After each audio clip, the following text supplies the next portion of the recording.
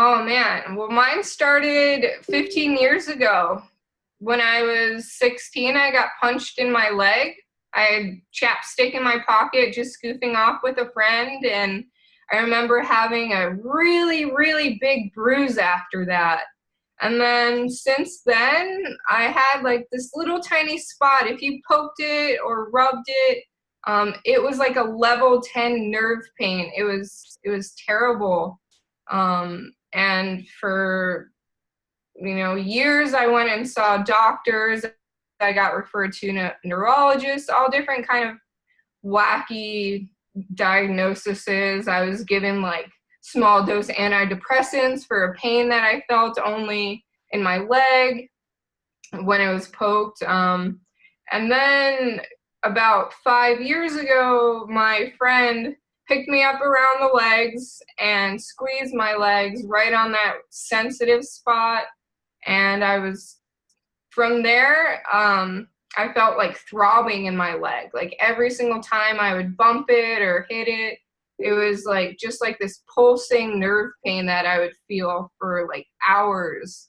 And then come about a year ago, last spring, I was riding my snowboard and I came up short on a jump. And so I compressed and I landed on my feet, but I didn't absorb it correctly. And I just felt this electricity just radiating through my body from my leg. And that's when the lump grew, from snowboarding. And so that was actually, I gave up going to see doctors for a few years because the last doctor I saw, he gave me antidepressants and said I probably have early stages of MS. And I really got put off by every single doctor I went to.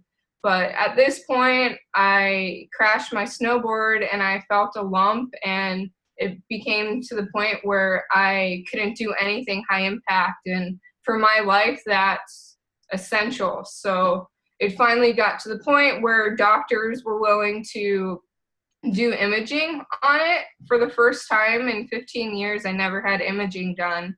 And they're saying, okay, well, this is causing enough problem, let's get it out. And then through imaging and diagnostics and pathology, that's how I found out that I had cancer. I was in the best health, mentally, physically, of my life. So, I mean, I laughed when they showed a little concern for it, but it wasn't really funny.